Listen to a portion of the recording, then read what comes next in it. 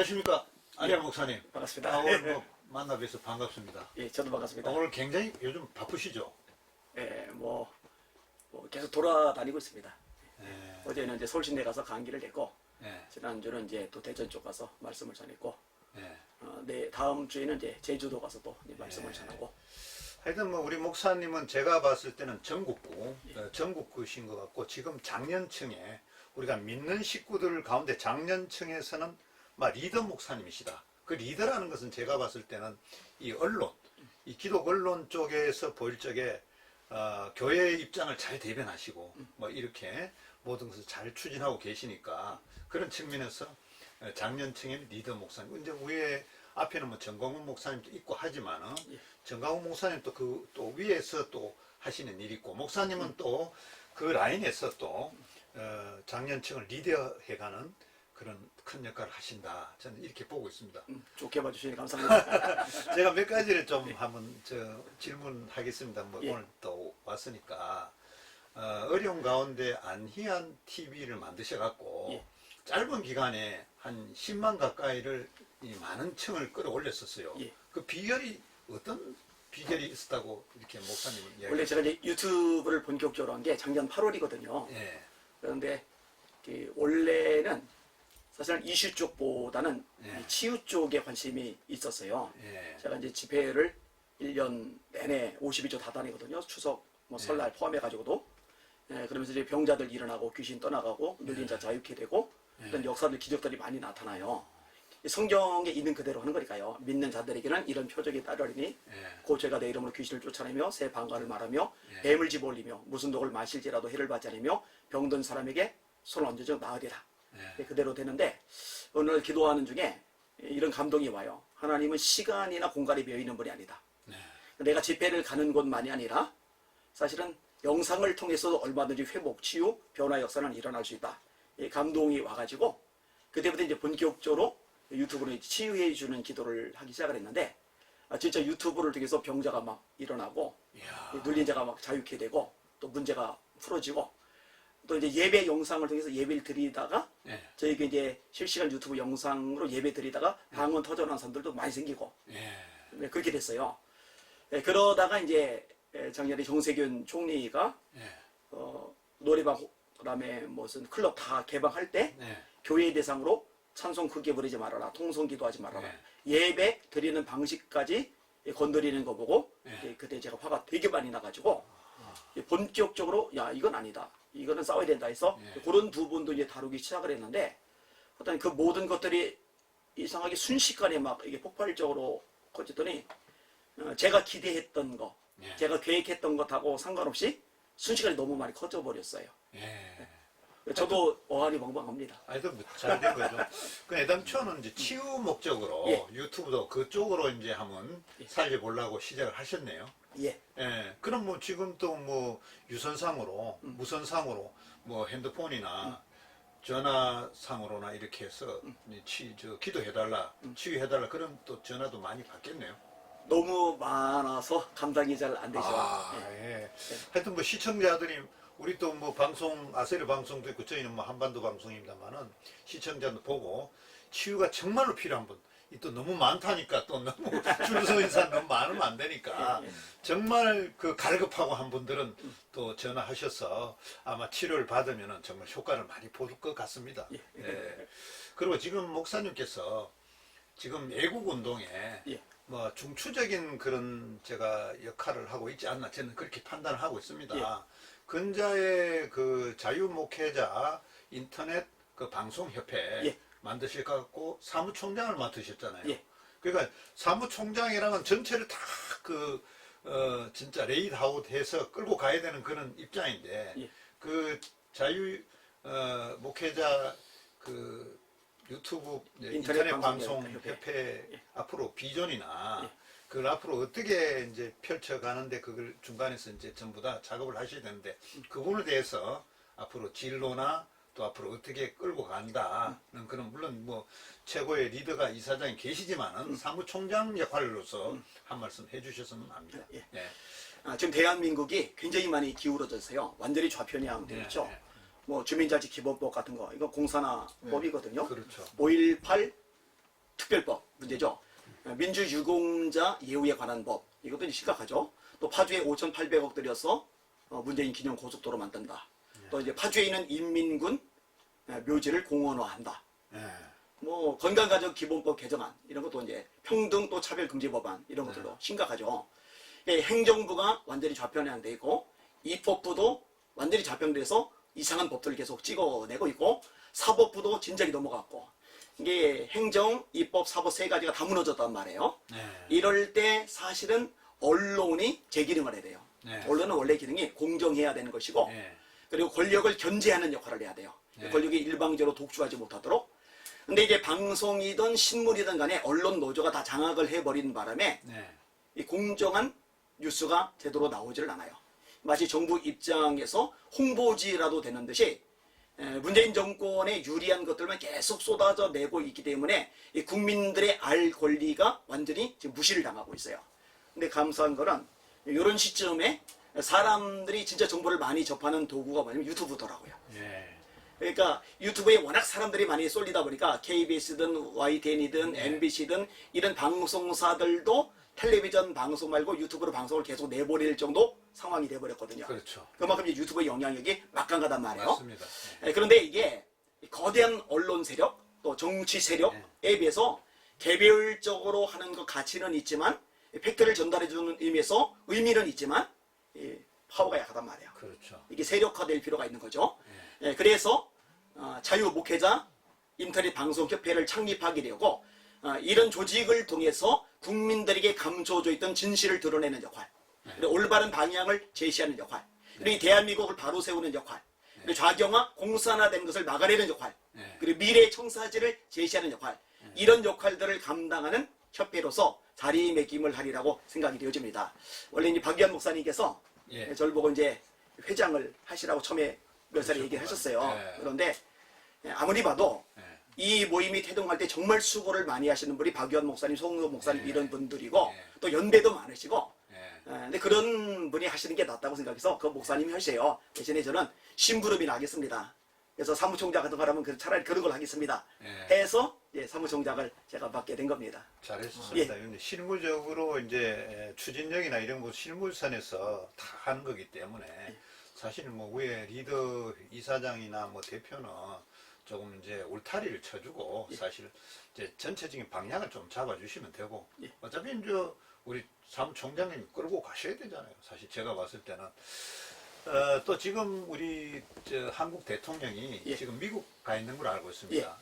그리고 지금 미국 대통령이 지금 훈장을 주는 자리에 그 훈장이란 게 뭐냐 하면은 6.25 동란 때 그 미국군이 참전해서 그 중공군을 갖다가 엄청 많이 그 무찔렀던 그분을 이제 훈장을 주는 자리에 지금 문 대통령이 그게 참석하게 해갖고 그 장면을 보게 했습니다.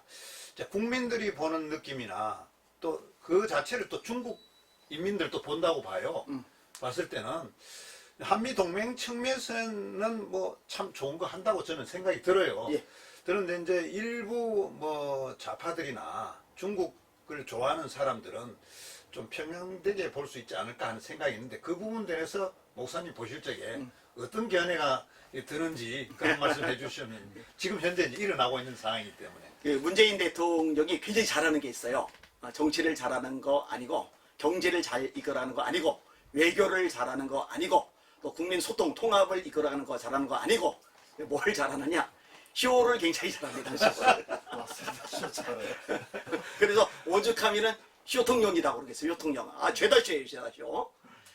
미국에 가서 하는 행태도 일종의 쇼라고밖에 생각이 안 듭니다. 진정성이 빠지는 거죠. 이번에 혈맹이라는 말을 썼더라고요. 혈맹. 혈맹 맞아요. 미국인들 젊은이들의 피값 위에 이 대한민국이 사실은 나라를 회복하게 되었고 그리고 여기까지 이렇게 올 수 있게 됐거든요. 그 고마움을 느껴야 돼요. 배운 만큼 하면 안 돼요. 근데 솔직히 지금까지 행태를 보면은요, 이 미국에 대한 고마움을 표출하기보다는 미국을 적대시하는 흐름들이 너무 많았어요. 그렇죠. 한미동맹 강화는 굉장히 우리나라의 중요한 요소거든요. 중국이 노리고 있고 북한이 노리고 있고 이 남한의 좌파 세력들이 노리고 있고 그런데 주한미군을 철수를 한다. 그다음에 한미동맹을 깨뜨린다. 그러면은 이 대한민국을 넘겨주겠다는 얘기밖에 안 되거든요. 이 반대로 중국은요, 우리나라에 굉장히 해를 많이 끼쳐요. 지난번에 사드 보복권도 마찬가지고요. 믿을 수가 없어요. 뒤통수를 너무나 많이 때려요. 근데 현 정부가요, 아주 노골적으로 반미 친중 정책을 썼거든요. 의사협회에서 7번에 걸쳐서 중국인들 입국을 금지시켜달라고 요청을 했을 때도 입국 금지 안 시키고 계속 개방했단 말이에요. 이게 코로나19가 대한민국을 집어삼키는데 굉장히 중요한 역할을 했단 말이에요. 근데 그래 놓고는 이제 미국에 가서 남한과 북한, 남한과 미국 정상회담 한다고 하는 상황에서 이제 혈맹 얘기한다. 이게 쇼라고밖에 안 되는 거죠. 평상시에 미국을 존중하고 고마운 마음을 표출하고 그리고 함께 연합해서 전략도 짜고 일도 벌여나가고 공조도 했더라면은 이분의 말이 진정성을 지닐 텐데 그동안에 수은 헛발질 하듯이 엉뚱한 것만 하다가 이제 와서 그런 얘기를 끄집어내니까 쇼라고밖에 생각이 안 되는 거죠. 쇼다. 쉬워요. 예. 하여튼 뭐 이제 여러 가지 분야에 우리 안 목사님이 굉장히 전문성이 저는 있다고 해요. 왜냐하면 저 현세를 잘 아시고 계시는 것 같아요. 그 이제 또 이게 강약점이나 어떤 걸 개선해야 될 것인가도 잘 짚어주시는 것 같고 또 한 가지는 이제 대북 전단 살포 금지 예. 그 있어요. 박상학 그 예. 대표가 지금 뭐 얼마 전에 경찰이 뭐 조사를 하고 뭐 온 서류를 다 갖고 가고 뭐 구속되느니 마느니 그렇게 했는데 그 인권 부분 때문에 외국에서 또 말도 많고 지금 그 인권이 너무 심하지 않느냐 그러고 있는데 목사님 오실 적에 우린 또 목회자들로서 그 부분들 또 박상학이나 또 일부 태영호 같은 분들은 와갖고 그걸 적극적으로 전면에 나서서 반대하고 그건 법이 잘못됐다. 생기는 자체가 잘못됐다 또 이렇게 그렇죠. 이야기하고 있는데 그 부분에 대해서 한 말씀해 주시죠. 그 대한민국의 법이 많이 있어요. 그런데 이제 다양한 법들 중에 최상위 법은 헌법입니다. 그리고 이 헌법에는요, 기본권들이 있어요. 자, 예를 들면은 집회 결사의 자유 같은 거, 종교의 자유 같은 거, 표현의 자유 같은 거. 이거는 최상위 법입니다. 자, 그런데 북한에 전달을 살포하는데 이걸 못하게 법으로 금지한다. 김여정이 한마디 했다고 거기에 고개를 확 내리고 그냥 법안을 만들어버린다. 이거는 헌법에 보장된 표현의 자유를 짓밟는 거예요. 이 광화문에 차벽설계 했던 것들. 예. 3,800만 원짜리 강철 펜스를 또 주문을 했죠. 예. 또 땅을 파헤쳤죠.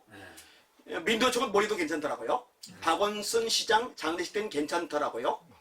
백기환 씨도 그렇죠. 괜찮아요. 연결식 때 괜찮더라고요. 네. 그런데 외국 시민들, 평범한 일반 시민들이 그렇게 모이는 거는 안 돼요. 이거 어처구니 없죠. 그러니까 집회 결사의 자유가 짓밟아지는 거죠.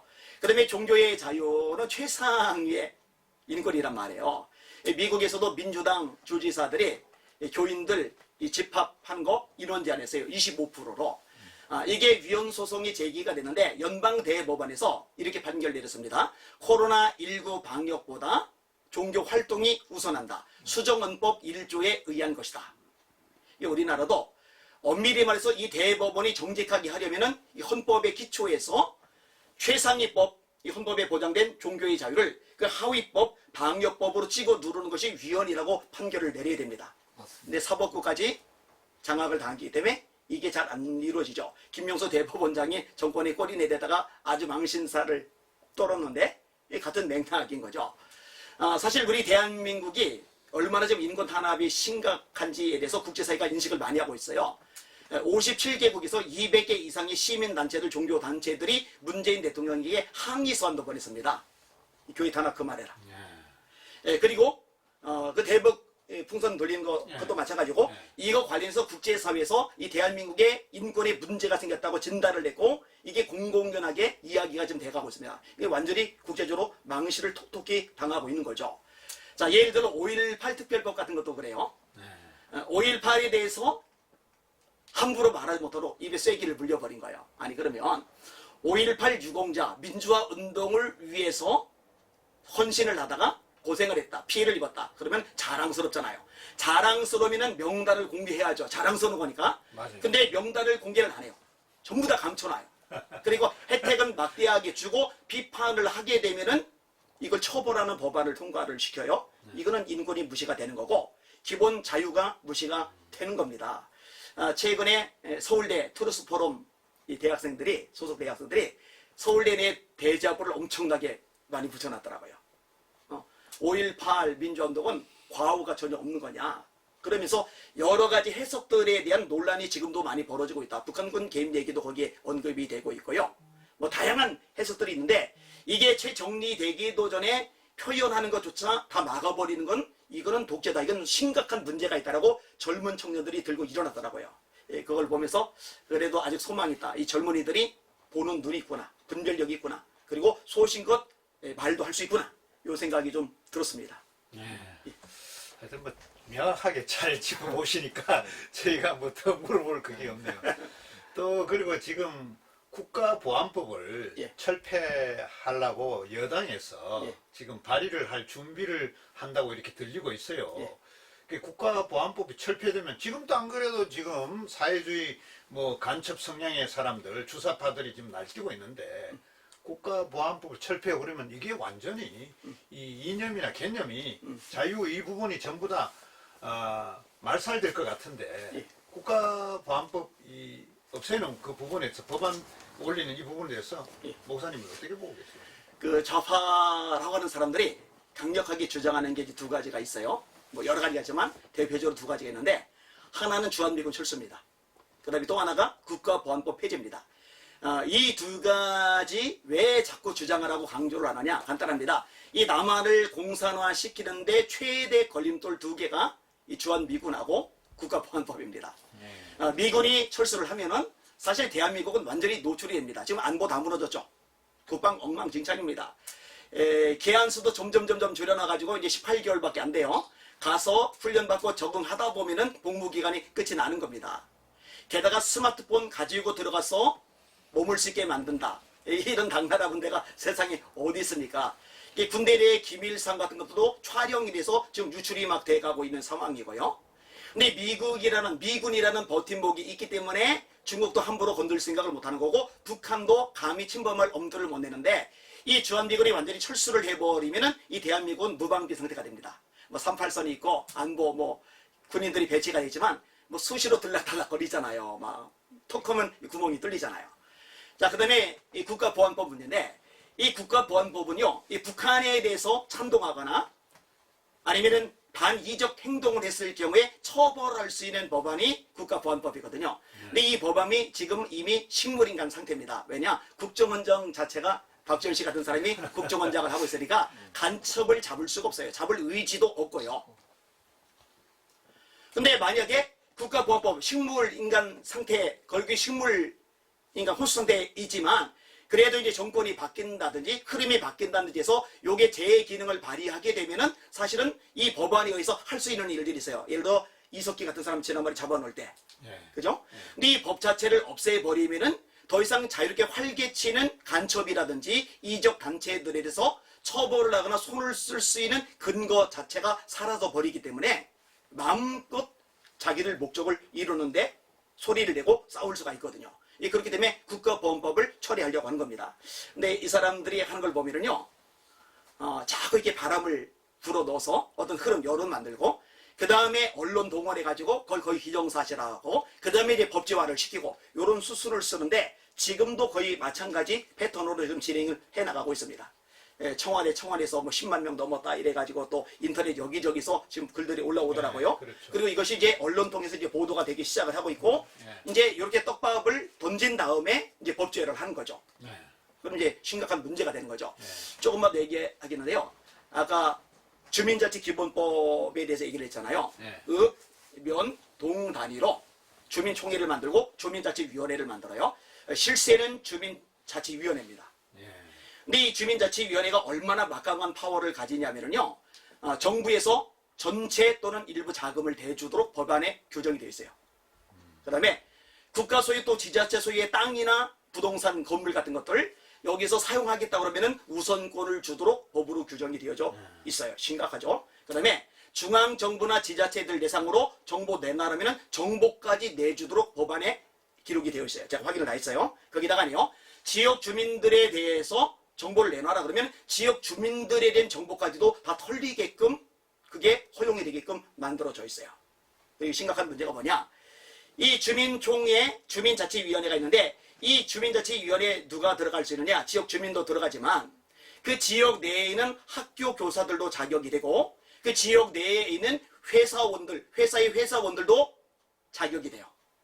그러면은 보통 회사원들은 피곤하기 때문에 주민자치위원회 이런 데까지 들어가서 진 뺄 생각 없어요. 일반 교사들 그거 잘 안 해요. 그런데 적극적으로 이 일을 할 수 있는 사람들이 누구냐면은 민노총이고 전교조예요. 그 지역의 회사에 속한 민노총이 여기 주민자치위원회를 장악하고 또 전교조가 이 주민자치위원회를 장악하고 여기서 지자체든 정부든 공무원이든 주민이든 압박을 가기 시작하면요 이거 거스릴 수 있는 사람은 없습니다. 그렇죠. 이거 굉장히 무서운 법안입니다. 무서운 법안이네. 그래서 제가 우리 교인들 보고 천지사방에서 흩어져서 이렇게 오고 그러니까 지역에 주민자치위원회 만든다 그러면 들어가라고 그랬어요. 그래서 한 번도 지금 막 들어가려고 막 하고 있고 그런데 이게 만들어진 걸 일단 막아야 될 거고 그리고 만들어졌을 때를 대비해서 기독교 쪽에서 또 의식을 가진 애국 주민들이 오히려 들어서 선점을 해버리면은 좋겠다. 그 생각도 있습니다. 예. 하여튼 뭐 그 생각이나 짚어주는 면이 저희들 생각보다 목사님이 훨씬 넓게 알고 계시니까 굉장히 이제 시청자들이 이해가 빠를 것 같아요. 제가 넓게 알고 있습니까? 네. 그리고 또 하나는 예. 지금 문 대통령이 2018년에 종전선언을 유엔 가서 한 바가 있어요. 예. 뭐 하다가 이제 지금은 좀 지나왔지만 다시 지금 며칠 전에 미국 가서 미국 민주당에서 미국에도 정권이 바뀌었으면 민주당에서 종전 협정을 이걸 발의해서 예. 그러니까 북미 간에 또 뭐 남북 간에 협정을 어떻게 해서 종전하는 걸로 이렇게 이제 정리를 해보려고 그런 것 같아. 눈치를 보니까 제가 아는 현지에서 베트남이 베트콩 때문에 망했거든요. 그쵸. 베트콩 때문에 전략 전술 때문에 그 파고드는 결국은 그때도 막판에 그 종전 선언을 했어요. 종전 선언하고 그 이듬해 봄에 베트남이 넘어졌어요. 왜냐하면 그렇게 한다 해놓고는 월맹이 남쪽으로 쳐들어와 버렸어요.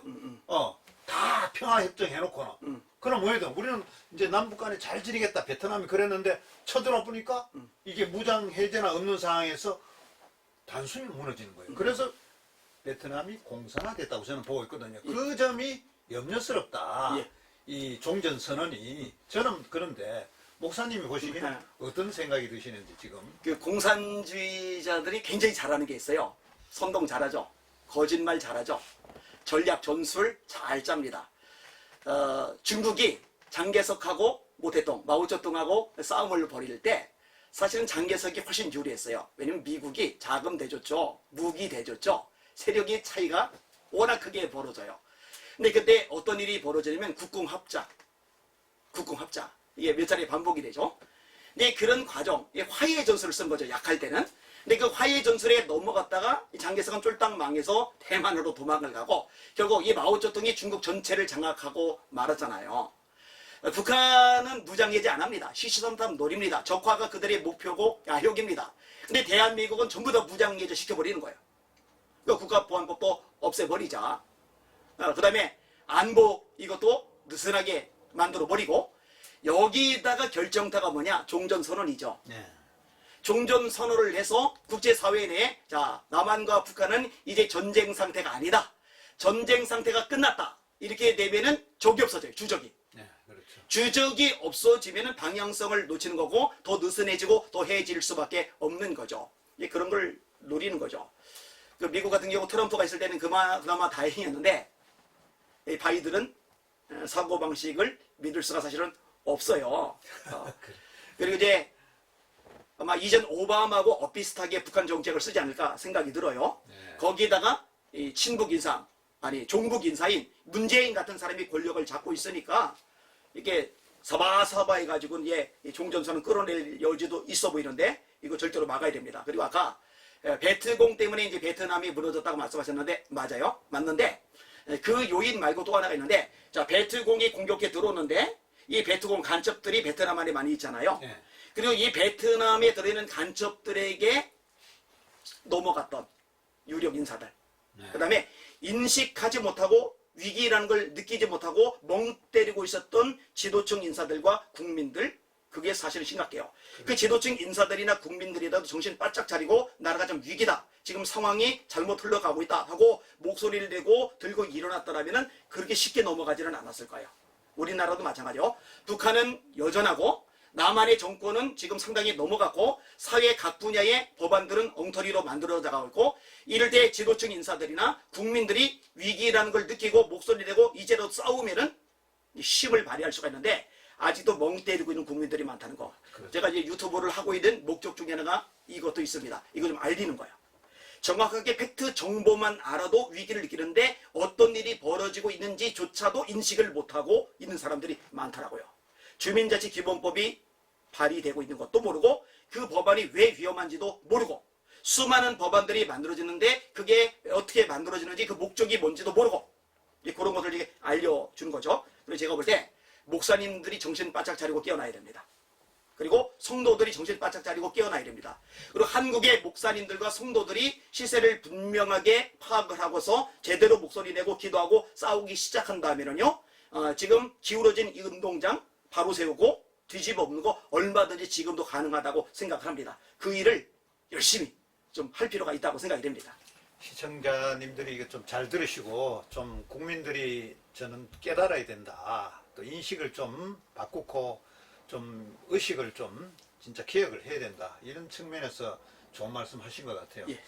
자, 그 말씀 말고 이제 종교적인 측면에 예. 또 한 가지는 보면은 신천지가 국내에 있지 않습니까? 예. 이단이라 그러고 우리가 굉장히 이제 정상적인 교인들은 굉장히 그걸 갖다가 이제 경계하고 그것도 그래서는 안 된다 하는데 저는 그것보다 또 더 무서운 게 이슬람. 예. 이슬람이 지금 뭐 전국적으로 각 도시마다 특히 학교, 유학생이라는 그 빌미로 학교마다 다 돌아서 장학금도 뭐 어느 정도 면제해주고 요즘 대학들이 학생이 없잖아요. 그러니까 외국 사람들이 공부하겠다 하면은 정책적인 측면에서도 받아주고 이러다 보니까 대구 같은 데는 어떤 저 경북대 근방에 복현동이 한 그 인근에 집단화해서 모스크? 예. 하여튼 그 모스크요. 예, 그 모스크가 이제 처음에는 그냥 학생들이 뭐 지고다가 사는 데로 알지만은 여러 그 사람들이 집단화해서 땅을 사고 하고 어느 일정 기간이 되니까 모스크가 세워지더라. 건축을 하더라. 이래서 건축 반대 운동하고 있지 않습니까? 그러니까 이제 이슬람은 제가 봤을 때는 이 국가 개념보다는 종교 개념이 굉장히 강해서 그렇죠. 예. 뭐 특히 기독교를 굉장히 이걸 억압해서 뭐 완전히 죽기 살기로 이걸 갖다 배척하는 그런 집단인데 특히 그 이슬람은 기독교인하고는 절대 결혼도 안 하고 또 그 일부 다처제고 뭐 이런 부분 많습니까? 이런 종교가 국내에 서서히 지금 눈이 안 보이 이 시간에도 눈이 안 보이지만은 우리가 모르는 사이에 우리 턱 앞으로 들어왔다. 예. 그런 생각이 들어요. 예, 맞습니다. 예, 이 부분에 대해서 또 목사님 또 여기 좀 앞서가는 또 리더 목사님이시니까 그 어떻게 그걸 또 우리가 좀 뚫고 나가서 기독교가 안정적으로 자리매김할 수 있을까? 그 측면에서 한 말씀 해주시죠. 그 리더 지도자라고 그러면요, 거시적으로 나라를 볼 수 있어야 돼요. 그다음에 미래에 어떤 정책을 쓸 때 이 대한민국에 유익이 되고 다음 세대에 도움이 될까 이것을 내다보고 방향성을 제시할 수 있어야 됩니다. 사실 이슬람 사람들, 또 난민들 유입하는 것을 허용했다가 폭망하고 있는 나라들이 유럽에 많이 있어요. 프랑스의 교사나가 무함마드를 모욕하는 샤를르디 그 무함마드 만평 그거를 보여주니 어쩌니 그것 때문에 목이 잘려 죽었죠. 얼마 전에 이것 때문에 나라가 발칵 뒤집혔어요. 독일의 쾰른 지역 같은 데서는 이 집단 강간 사건들이 발생을 해요. 그러니까 이 무슬림 사람들, 이슬람 사람들은요, 이 히잡을 둘러싸지 않은 여자들은 강간해도 된다는 그런 식의 사고방식을 가지고 있어요. 그러니까 집단 강간 사건이 일어났는데 경찰력도 그때 소용이 없었고 이게 유야무야 덮어지면서 넘어갔어요. 영국도 이슬람화가 급격히 진행이 됐는데 그래서 어떤 이야기까지 나오느냐, 영국 국회의원 중에 이슬람이 이렇게 많은데 이들의 문화를 존중해 주자. 그러니까 이제 우리나라는 일부 다처제도 허용하는 데까지 나가야 된다. 이런 지금 꼴까지 나타나고 있어요. 아주 심각한 일이죠. 근데 이 대한민국에서도 이들이 자꾸 문을 열어주려고 하는 이런 흐름들이 있어요. 그렇죠. 이거 아주 심각한 일입니다. 아주 문제가 클 수밖에 없어요. 이 이슬람 사람들은요, 소수일 때는 숨을 죽이고 협조를 하는 것 같은데, 이런 수가 어느 정도 퍼센티지를 가지게 되면은요, 그다음부터는 무력 행사를 하고, 그리고 거기서 더 이상의 퍼센티지를 가지게 되면은, 그다음부터는요, 완전히 나라를 집어삼키는 일들을 합니다. 우리나라에서 그 한랄 단지 조성이 이제 보편적으로 퍼져나갈 때, 그 서울 광장에서 한랄 단지 조성 반대 국민대회가 열렸어요.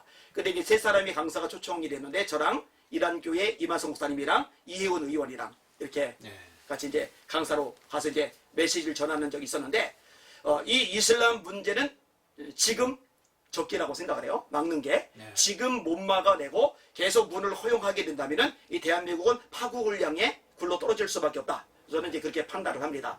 아까 이제 말씀하셨듯이 지금 대학들마다 이슬람 기도처들이 만들어지고 있고, 모스크들이 또 형성이 돼 가고 있고, 아까 얘기하셨듯이 대구 지역에서도 모스크를 짓는데 다행히 지역 주민들이 들고 일어나서 대구 서구청인가에서 일단 중단을 시켜놨어요. 근데 주민들이, 국민들이 목소리를 내고 싸우면은 이게 허가가 됐더라도, 건축이 진행이 되더라도 중단이 돼요. 그리고 참 감사한 것 중에 하나가 뭐냐면요, 제가 이제 모니터링을 늘 하는데, 이슬람 관련된 기사들 댓글 모니터링을 쭉 하다 보면요, 우리나라 국민들 대다수는요, 이 유럽 같은 나라 이슬람의 폐해를 아주 심각하게 바라보고 있기 때문에 우리나라의 이슬람이 유일하고 이들에게 자꾸 어떤 특혜를 주는 것에 대해서 거부감, 반발이 많아요. 그러니까 이런 정보들을 미리 이렇게 던져주기만 해도 그들이 알아서 반대 운동을 펼치겠더라고요. 이 대구 쪽에도 기독교인들이 앞장선 게 아니에요. 그렇죠. 일반 그 주민. 지역에 일반 주민들이 앞장선 거예요. 그러니까 어디에 어떤 일이 진행이 되고 있다, 한랄 단지가 조성이 되고 있다, 기도처가 만들어지고 있다, 모스크가 세워지고 있다 그러면은 이걸 아는 즉시 그 지역 주민, 지역사회에 좀 알려주면은 자체적으로 움직여서 막아낼 수가 있어요. 그러니까 그렇게 하면 좋을 것 같고, 그 다음에 난민 관련된 법안 같은 것들, 요 부분에 대해서도 그 지역 주민들에게 어느 지역의 어느 의원이 이 난민 관련해서 이슬람 유입을 좋게 편하게 만들려는 법안을 제출하고 있다. 그러면 이건 들고 일어날 수 있거든요. 그리고 국회의원들은 당리 당략도 두 번째고, 일단은 이 금배지가 지상 과제입니다. 그렇죠. 그러니까 지역 주민들이 결사 반대하면은 뒤로 물러날 수밖에 없는 게 국회의원들의 한계거든요. 그러니까 정보를 미리 알고 제대로 전달해 주는 것, 요 역할들을 좀 집중적으로 할 사람들이 좀 필요하다. 제가 볼 때 그게 굉장히 중요한 전략이 될 수다. 이렇게 판단을 합니다. 네. 하여튼 뭐 그 국민들이 이제 알 수 있게끔 우리가 이제 어디서 뭘 한다는 그것은 정보를 많이 주는 것도 그걸 막는 방법 중에 하나다. 그렇죠. 그래서 그걸 이제 여론화해서 막아내야만 되는 거지. 그냥 놔두면, 한 군데 놔두면 다른 데 다 놔둬버리면은 이게 뭐 그냥 확산되니까. 맞습니다. 예. 예, 우리가 몰라서 그래 숫자가 엄청 지금 전국적으로 퍼져 있지 않나 이런 생각을 저희가 하고 있어요. 보면은. 예. 또 그리고 지금 이제 외국 같은 데는 국적 취득하기가 참 어렵습니다. 예. 우리가 외국에 나가 보면은 뭐 국적이 안 되니까 뭐 영주권, 특히 선진국에 영주권 받기도 어렵고, 뭐 국적은 시민권은 더 어렵고 그렇잖아요. 대한민국 지금 국적을 지금 보면은 중국 사람들이 들어와 있으면 그 자녀도 무조건 지금 국적으로 준다. 예. 뭐 이런 이제 이야기 지금 나돌고 있어요. 지금 어떻게 나돌고 있는 게 아니라 예. 실제로 그게 진행이 되고 있습니다. 아. 그래서 반대 청원도 지금 사람들이 하고 있고요. 그러니까 한국에 들어와 있는 중국인들이 자녀를 낳았을 경우 그 자녀들이 자연스럽게 대한민국의 국적을 가질 수 있는 법안이 만들어지려고 하는 거죠. 그래서 이제 그 우려가 뭐냐면은 이제 한반도가 역사적으로 고조선이나 이만조선이나 한사군 설정할 때부터 다 중국의 유민들이 넘어와서 자리 잡고 결국 이 한반도를 또 차지하고, 원래 있던 사람은 밀려나가고, 역사적으로는 좀 그랬어요. 이 땅 자체가. 그런데 지금 그런 추세라면은 중국에 많은 사람들이 들어와서 소위 말해서 뭐냐면 날라온 돌이 박힌 돌 빼버리고 날라온 돌이 자리를 다 차지해버리면은 원래 우리 국민들이 설 자리가 없다. 그렇죠. 예. 그렇게 된다고. 그러니까 지금의 법령이나 모든 이 규정들이 제재를 해서 제가 봤을 때는 우리 국민들이 보호해야 되는데 오히려 다 내줘 버리고 우리는 갈 자리가 없어진다. 지금 건설 현장에도 그렇다고 보거든. 건설 현장에도 중국, 물론 뭐 우리가 인력이 부족해서 그렇게 중국 사람이 다 들어오고 심지어 거기에 노가다 십장이라고 합니다. 그런 것까지도 다 차지해버리고 오히려 한국 사람들은 들어가서 일할 자리가 못 차지할 정도로 경제적인 면에도 타격을 입는다고 보고 있어요 지금. 이런 부분에 대해서 우리가 좀 정신 차려야 되는데 법령 자체도 그렇고 지도자들도 그렇고 국민들도 그렇고 의식이 전부 깨워져 갖고 우리가 우리 스스로를 보호해야 되는데 그게 안 되고 있지 않느냐. 그런 부분. 다음 주에 제가 이제 제주도를 가요. 이제 말씀을 전하러 가는데 제주도의 땅 상당 부분이 중국인들에게 이미 넘어갔습니다. 이건 이제 공공연하게 다 알려진 사실이죠. 그리고 우리나라 국민들이 대출을 받는 것이 굉장히 좁아졌어요. 대출이 잘 안 됩니다. 건물 사는 거 이제는 어렵습니다. 근데 중국인들에게는 대출이 잘 돼요. 그래서 서울 지역에 건물들이 나왔을 경우에 이거 지금 중국인들이 다 줍줍을 해가고 있는 현실입니다. 아주 굉장히 심각한 얘기예요. 제 아들이 어제 미국에서 한국으로 들어왔어요. 미국에서 화이자를 1차, 2차 접종까지 받았어요. 근데 오늘 가가지고 여기서 또 이제 검사를 했어요.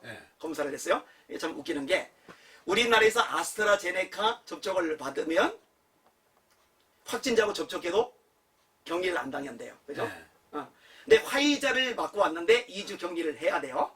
근데 중국인이 제 아들보다 먼저 이제 받았는데, 그 중국인은 지금 이제 들어왔잖아요. 2주 격리 안 해도 된대요. 제 아들은 이제 미국에서 들어왔잖아요. 2주 격리를 해야 된대요. 아내가 이야기 듣고 다시 그 안에 들어가가지고 나라가 무슨 있다 이 법이냐고 지금 한바탕 하고서 지금 나왔는데 뭔가가 이상한 게요.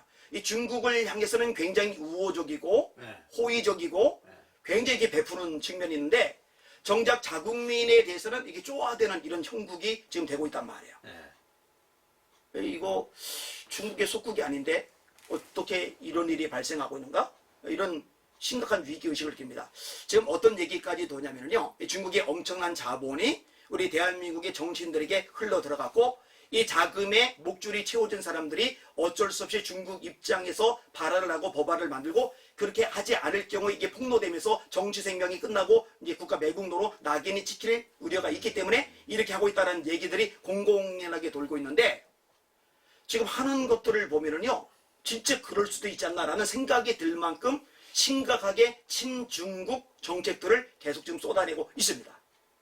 이거 나라 팔아먹는 거하고 다르면서요. 이게 반일 감정은 엄청 일으키잖아요. 우리 친일 그렇죠. 매국노 취급하잖아요. 그런데 친중도 매국노입니다. 맞습니다. 그렇죠. 그렇죠. 이 중국 친일도 입장에 매우 서서 우리나라 국민들에게 불리한 것들을 만들어내면요. 그것도 역시 매국노인 거예요. 맞아요. 예. 그런데 친일은 그렇게 난리를 치면서 정작 중국이 한국에 대해서 불이익을 줄 때는 입도 뻥끗 못하고 있는 그런 정치인들. 제가 볼 때 이거 나중에 다 조사해서 한번 드러낼 필요가 있지 않을까 생각도 듭니다. 우리 국민들 일부도 뭐 얼마 전에 뭐 개그맨 강모 씨가 대구보다는 그 화교가 낫다. 대구 사람보다 이런 표현을 써서 지금 몰매를 지금 뭐 언론에 막 두드러 패고 있잖아요. 그러니까 우리 국민들 뭐 그분도 뭐 우리 국민이지 어디 외국 사람이 아니잖아요. 그런 이야기 하면 안 되잖아요. 안 되죠.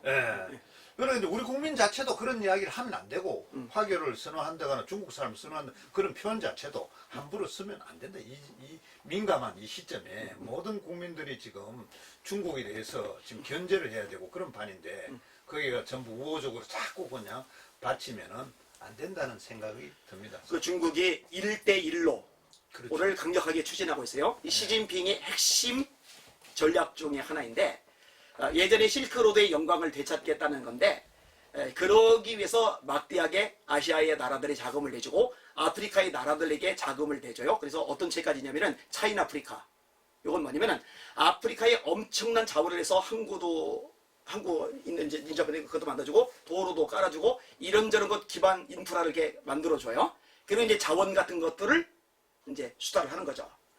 근데 이제 어떤 현상이 벌어지냐면은 그렇게 막대한 지원을 받았던 아프리카의 여러 나라들이 오히려 좀 반기를 들고 있는 상황이에요. 그렇게 수혜를 입고 나서도. 근데 우리나라는 사실 수혜를 입은 게 아니라 손해만 받는데도 반기를 드는 게 아니라 오히려 꼬리 내리고 중국 편 입장에서 중국인들에게 유리한 정책들을 만든단 말이에요. 그러니까 아프리카의 지도자들 수준만큼도 안 되는 수준이다. 이 말도 틀리지 않다고 생각을 합니다. 한마디로 집권층이 뭐 좀 표현이 이렇게 하면 못하지만 좀 썩었지 않느냐 이런 표현이 또 맞을지도 집권적이 그만큼 문제가 있으니까 지금 이렇게 끌려다니는 거죠. 제가 볼 때요. 네. 그 돈도 돈이지만 표가 제일 큰 문제입니다. 표. 이번에 서울시장 할 때도 그 박영선 후보자가 그 중국인을 연단에 세웠었잖아요. 네. 그죠? 그리고 중국 국적을 가지고 있음에도 불구하고 또 대한민국 국적까지 가지고 있어도 표를 행사하는 사람들이 생각보다 많아요. 그 표가. 이중국적입니까? 아마 그렇게 원래 우리나라는 이중국적 허용을 안 하잖아요. 그런데 우리나라 국적을 줘가지고 그들이 한 표를 행사를 하는 거예요. 근데 그 표들이 사실은 민주당 쪽으로 간다고 봐야죠. 그래서 그 조선족 또는 중국인의 자녀들이 자동으로 국적을 획득하게 하는 거 그런 장기적으로 표가 되기 때문에 사실 국회의원 선거도 그렇고 서울시장 선거도 그렇고 생각보다 많은 표에 의해서 당락이 결정되질 않아요. 그런데 이런 표들이 자기 표가 된다면은 수월하게 당선권에 도달할 수 있거든요. 그러니까 그렇죠. 나라를 팔아먹더라도 국익에 손해가 되더라도 권력을 장악하고 유지할 수만 있다면 하겠다는 아주 매국노적인 사고방식을 가지고 있다라고 볼 수밖에 없는 거죠. 그렇지 않다면 중국인들에게 투표권을 줄 리가 없어요. 근데 줬단 말이에요. 그렇죠. 지금도 주려고 하고. 예, 예. 정치하는 사람들이 표 때문에 다 그걸 또 주고 있다는 그 문제점이 정말 나라를 팔아먹는 거네, 사실. 예. 끝으로 이제 목사님이 이 예수 비전교회를 예.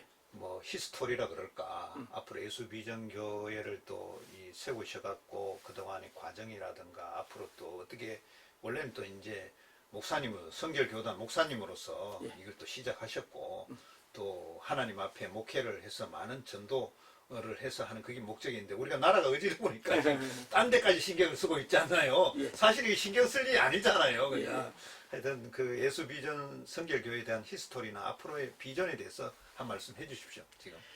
저희에게 비전 선언문이 있어요. 예수님의 사역을 이 땅에 이어가는 교회. 예수님의 사역은 핵심적으로 세 가지입니다. 하나는 복음 전파, 하나는 제자 양육, 하나는 치유 사역. 복음을 전해서 믿지 않은 사람들 예수님 영접하고 구원받아 하나님의 자녀가 되는 거. 이거 중요한 역할이죠.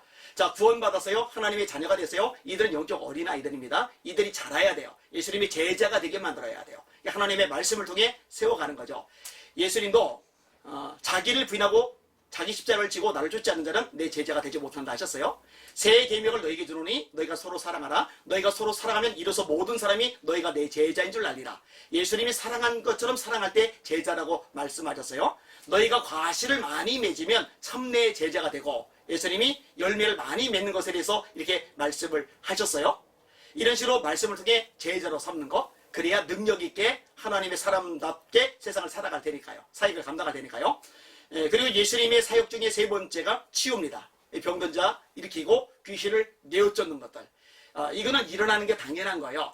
사도행전 4장에 보니까 초대교회가 합심해서 기도를 하는데 주여 이제도 저희 위협함을 굽어보셨고 담대히 하나님의 말씀을 전하게 하시오며 손을 내밀어 병을 낫게 하셨고 표적과 기사가 거룩한 종 예수의 이름으로 이루어지게 하옵소서. 빌기를 다음에 모인 곳이 진동하더니 무리가 다 성령이 충만하여 담대히 하나님의 말씀을 전하리라. 예수님이 하셨던 일 복음 전파하는 거, 그 다음에 양육해서 제자 삼는 거, 그리고 치유의 역사를 이루는 거, 이게 우리 교회 비전 선언문입니다. 이것을 목적으로 개척이 되었어요. 원래 저기 대림역 쪽에 지하에서 그 물 퍼내면서 장마철에 또 쥐 잡아가면서 또 이제 나중에 들었어요. 아내가 뒤늦게 그때는 얘기 안 하고 뒤늦게 얘기해줘서 큰아이 분유사업 먹일 돈이 없어서 그냥 맹물만 타서 먹이기도 했다고 그러더라고요.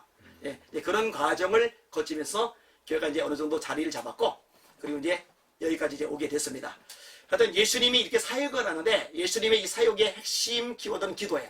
말씀도 듣고 병고침도 낫고자 하여 예수께 모여오되 예수는 한적한 곳에서 기도하시리라. 예수님 40일 금식 기도하셨죠. 마가복음 1장에 예수께서 새벽 오히려 밝기 전에 예수께서 일어나 나가 한적한 곳으로 가서 거기서 기도하시더니 새벽 기도하셨죠. 누가복음 6장에 밤이 맞도록 기도하셨죠. 철의 기도. 습관을 쫓아 기도하셨어요. 겟세마네 동산에서 기도하셔요. 땀이 땅에 떨어지는 핏방울 같이 되더라. 그는 육체에 계실 때 자기를 죽음에서 능히 구원하실 이에게 심한 통곡과 눈물로 간구와 손을 올렸고 그의 경건하심으로 말미암아 들으심을 입었느니라. 십자가에 매달리셔서도 기도하셔요. 그리고 제자들 보고 기도를 계속 강조하세요. 1시간도 깨어 있을 수 없더냐. 마음은 원이로되 육신이 약하도다. 종말론적인 비유를 말씀하실 때 안 빠지는 것 그런즉 깨어 있으라. 너희 주가 어느 때에 너에게 임할는지 알지 못하느니라. 그래서 우리 교도요 이 기도에 전력을 다합니다. 주일 오전 예배 같은 경우도 설교 전에 통성기도 한번 하고 설교 끝나고 통성기도 2차례 또 하고 그러니까 이제 선부 예배 11시 시작하면은 12시 반쯤 끝나고 오후 예배는 이제 2시간 이상, 금요 예배도 이제 2시간 이상 이렇게 하면서 계속 기도를 시켜요. 요즘 기도 제목은 하나님 대한민국 공산화된 거 막아주십시오. 특별히 예수 이름으로 선포하면서 공산화 세력 예수 이름으로 파멸할지어다. 차별금지법 박살날지어다. 모자보건법 개정안 통해 납대 확대하는데 살인의 영 물러갈지어다. 아멘. 이런 식으로 계속 기도를 시키고 또 기도시켜요. 그래서 월요일 날에는 중보기도 모임이 있고 화요일 날은 불기동 기도회가 있고 그다음에 뭐 수요일 날, 또 토요일 날은 또 청년들 모여서 기도를 하고 또 주일 날 뭐 당연히 하고 이제 6월부터 이제 토요 불기동 기도에서 이제 일주일 내내 기도가 강력하게 돌아가도록 지금 진행을 하고 있습니다. 그래서 한국이 좀 바로 세워지도록 대한민국이 무너지면 교회도 무너지고 다음 세대에 무너지고 선교도 무너질 테니까 일단 대한민국 바로 세우는 쪽에 전력적으로 기도를 하고 그리고 교회가 이제 제대로 세워지면 대한민국이 제대로 세워지면 이제 마지막 남은 힘 가지고 땅끝까지 선교하다가 재림하시는 주님을 구원의 백성들과 함께 영접하게 만드는 교회가 되는 것. 그리고 그런 한국 교회가 되도록 하는 것. 그것이 우리 예수 비전 선교교회의 비전입니다.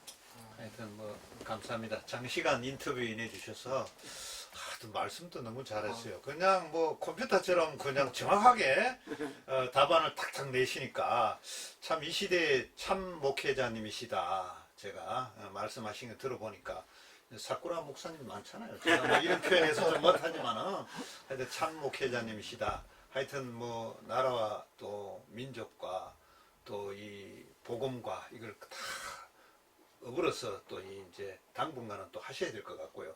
뭐 복음만 해서는 지금은 안 되는 나라가 어지럽기 때문에 하루빨리 나라가 정상화 될 때까지 목사님 계속 힘 좀 써주시고요. 예.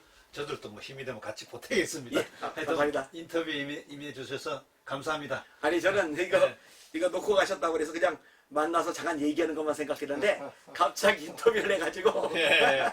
하여튼 좋은 말씀 시청자님들 많이 들으셨죠? 하여튼 저 안희한 목사님 많이 후원해 주시고요.